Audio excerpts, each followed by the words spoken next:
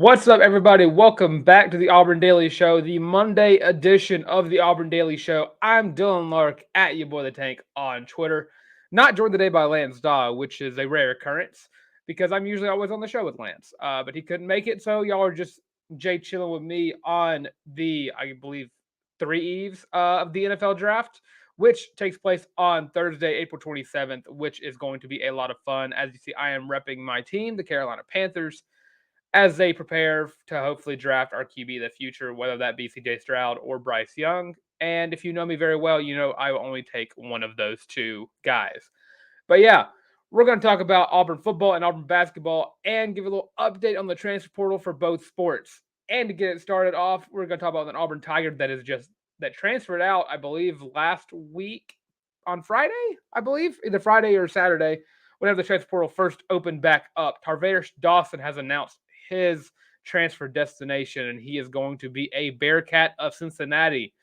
And so basically, you could say Auburn made a trade. We traded Nick Mardner for Tarvarius Dawson. So last offseason, it was Bo Nix for DJ James. And this offseason, it's Nick Mardner for Tarvarius Dawson. And we'll see whether or not those are even trades or not.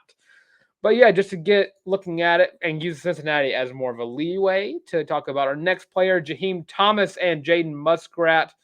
Jaheim Thomas being a linebacker for Cincinnati and Jaden Muskrat being an interior offensive lineman from Tulsa. They've had visits over the weekend, and it's looking like Jaheim Thomas is very interested in Auburn. And really looking at it, talent-wise, he didn't really have a lot of production for Cincinnati last season. I believe he only had 25 tackles. Yeah, 25 tackles, 2 sacks. But he has a lot of potential.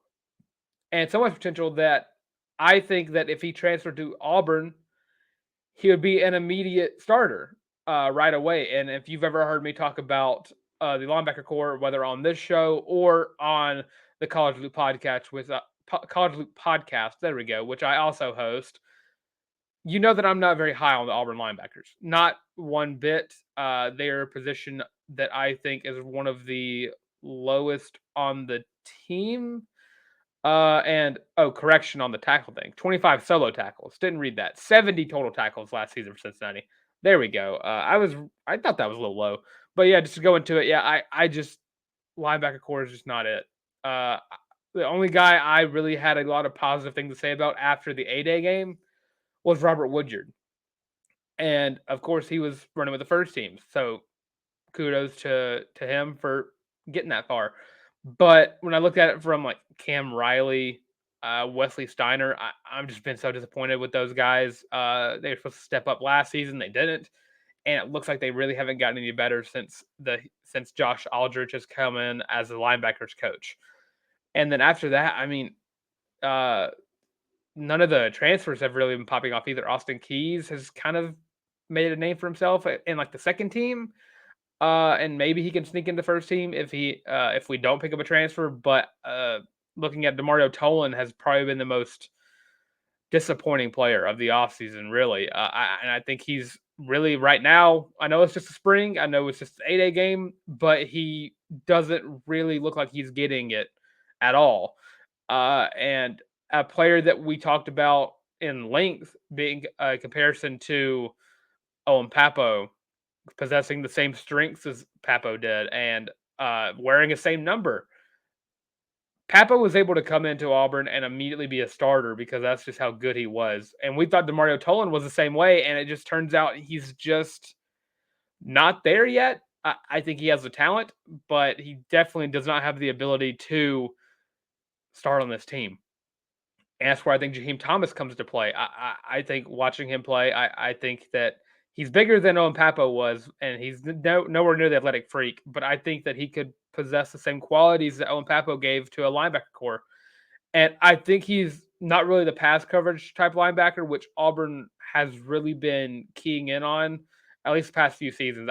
This defense might be completely brand new. But I think Jaheim Thomas has the talent and the potential to actually get there. And he also has, I believe, 2 more years of eligibility under his belt. So bring him to the Plains, and I think that he'll be a day one starter for the next 2 seasons. And, you know, why not give him Auburn another draft pick? Because right now. From what I've been seeing, Auburn's only going to have 3 or 4 guys get drafted, and oof, it's probably gonna be one of the lowest in a hot minute. Well, maybe not. I think Auburn may have had 2 last season, but yeah, NFL draft. I'll probably talk about that on Wednesday.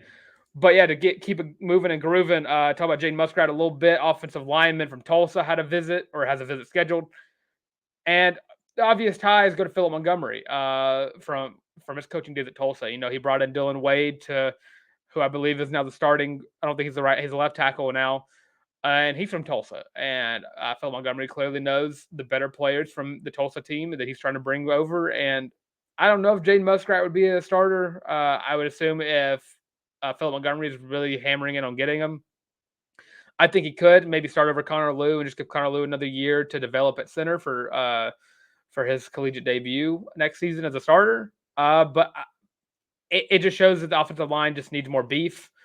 And defensive line and O line are those 2 positions that you really need depth, like all the way down. Like you need players who can go in 5 or 6 deep, just because those 2, the trenches in general are ever changing. Someone's always more tired than another one, so you always got to bring in backups. Because if one guy can't go 80 yards, bring in a guy who can go the rest of the 30, 40, however many he needs. And I think bringing Jaden Muskrat would be huge, especially from the standpoint he'd be probably a home run pickup because Auburn has yet to have picked up a single transfer portal guy thus far, and we're kind of shocked by that, and we're kind of shocked by the fact that the portal has just been as slow as it has been. And just to wrap up other transfer targets, Jordan Hudson, wide receiver from TCU, has been recruited by Auburn. I don't know if Auburn can be able to land him, the former 5-star from the class of 2022. Last season, 14 catches, 173 yards, and 3 touchdowns for the TCU Horned Frogs. At 6'1", 190, he'd be a great replacement for Tavarius Dawson and might see the field a little bit more than he did at TCU. I believe he'd probably be a starter just because he has the talent. Right now, I've been seeing that SMU is going to be the team that has the most potential to land him. But it'd be huge if Auburn was to get a wide receiver, especially a former 5-star like Jordan Hudson is, just because it gives whoever starts at quarterback another target. Because from what we saw, if we're using A-Day as what we know, because that's all we have to go off of, the wide receivers didn't get a lot of touches. And when they did, it wasn't pretty. Landon King, we talked about, had a lot of drops. Nick Marner had a few drops. Camden Brown wasn't seen, but that's also because he's probably one of the better parts of the offense, so they didn't want to show him off. I think bringing in Jordan Hudson would also, again, he'd be the home run pickup of the offseason, probably in just general, just because former 5-star didn't get to see the field a lot with TCU. His best game was against Tarleton State, which I don't know where Tarleton State is. I probably could have looked it up, but I did not. Yeah, it'd be a huge pickup. But the fact of the matter is, if you pick up a wide receiver, we don't really know who's going to be throwing to him. As far as we know, TJ Finley is still on the team. He is not into the portal yet. Holden Jarrett and Robby Ashford are still very young and progressing. And we don't know how fast they're progressing. Hank Brown's not on campus yet. And just to do a quarterback update, there's not really any great quarterbacks in the portal. And we've all been hearing that Auburn has been in contact with Chance Nolan, and they want. I've heard Auburn fans say they want Chance Nolan. I've heard Auburn fans say they want Ben Bryant just because they think they bring Auburn to another level.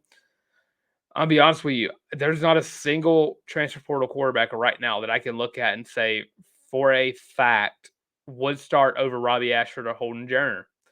And I got to look at Chance Nolan and Ben Bryant when I say that because, yeah, they started at Power 5 schools. Chance Nolan had a negative touchdown to interception ratio during the time he played last season at Oregon State. And Ben Bryant really put Cincinnati on a downward trend last season after losing Desmond Ridder.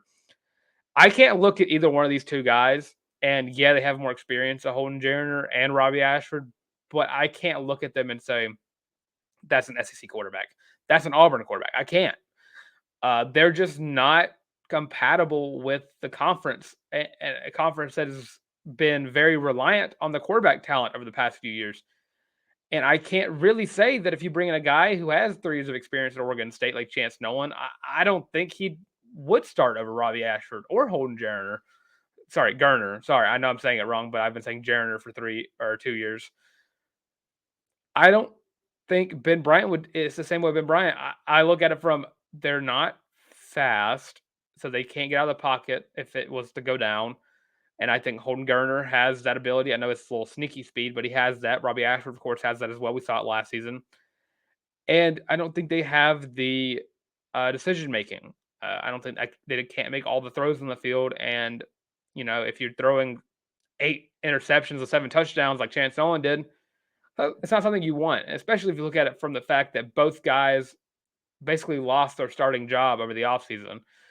Chance Nolan lost his whenever DJ Uiagalelei, I hope I said that right, transferred from Clemson to Oregon State. And Ben Bryant, of course, lost his job to both Evan Prater, the young gun from at Cincinnati right now, and, of course, the transfer Emory Jones, who we all know from Florida, who transferred from Arizona State to Cincinnati. But yeah, I just look at it from the quarterback.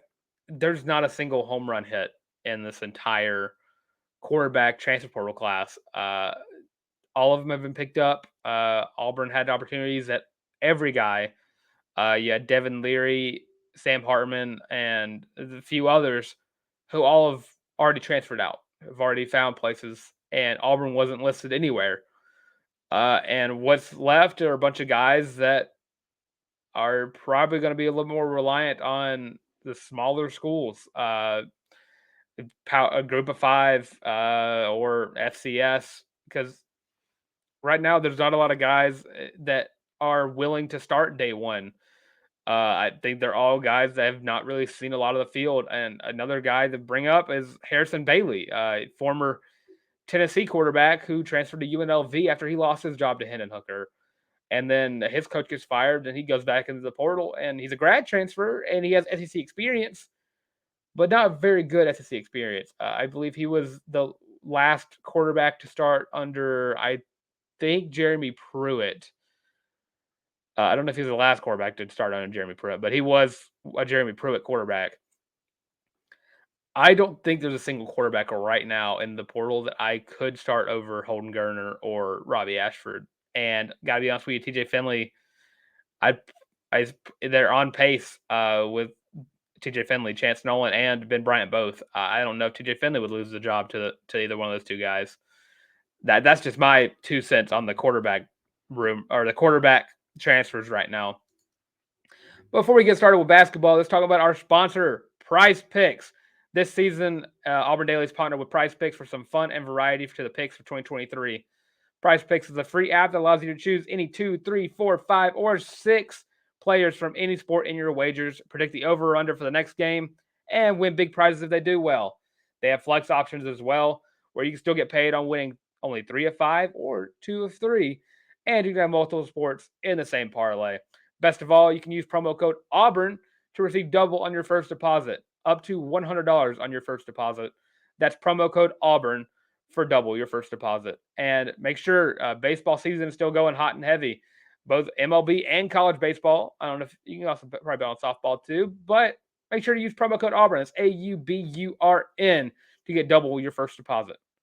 All right, now to wrap up the show, we can talk about basketball a little bit and just talk about some of the players Auburn, I guess I'm going to do quotation marks, lost. Over the past weekend, Jaylin Williams entered the NBA draft, just like Janai Broome did, and will also be retaining his collegiate eligibility.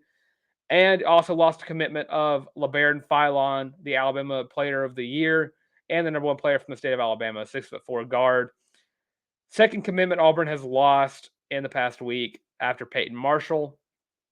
It's a tough scene. I don't know if I completely panic right now. I think Todd Pettiford, who is a 5-star and still in this class, is still a star in the making. It does suck to lose 2/3 of your recruiting class within 7 days. And from what I've heard, LeBaron just didn't like some of the additions that were made to the team, this is him decommitting from Auburn after that.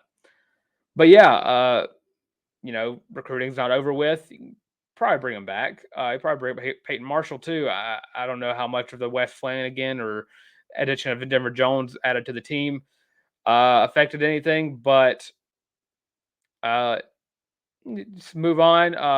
Bruce Pearl, his recruiting classes are always great.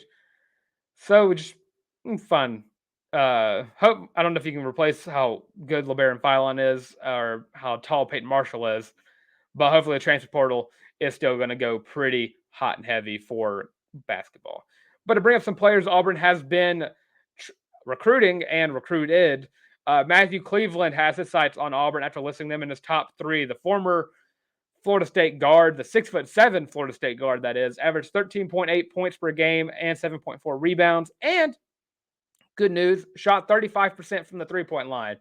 Now, he has listed Auburn in his top three, and that was with Miami and Missouri. So I think Auburn's probably I don't want to say a better landing spot because Miami made it to the Final Four.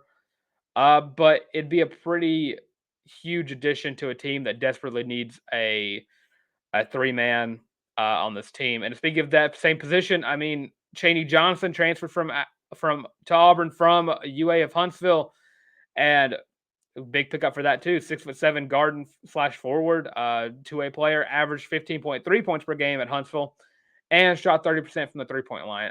I think that this shows that BP wants height, and getting 6'7" guards slash forwards. Right now, it looks like I think Janai Broom's coming back. I think Jay Will's coming back. And you're bringing in Denver Jones and Aiden Holloway. I think as it stands right now, Janai Broom and Jay Will are going to be the only two returning starters who will also be starting next season. And I think you have Aiden Holloway at the point. You have Denver Jones as the two. At the three, I guess you can get, if you get Jay Will or if you get Matthew Cleveland, I think one of those two guys will be the 3 or the 4, or 3 and the 4. And then, of course, you have Janai Broom, who'd either play the stretch 4, stretch 5.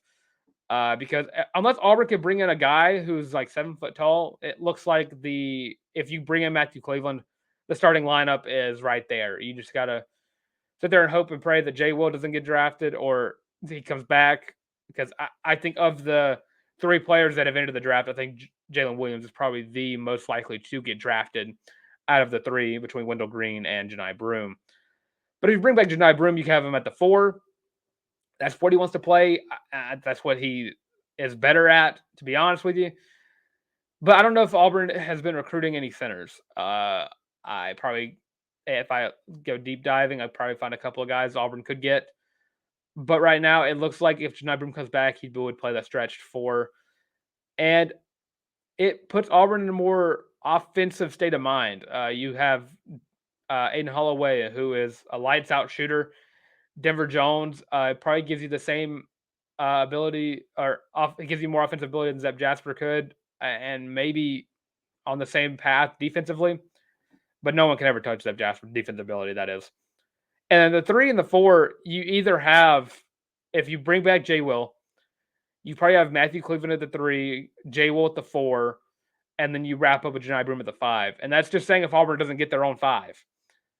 And with that, I mean, you have off the bench, you get Trey Donaldson and you get Chaney Johnson.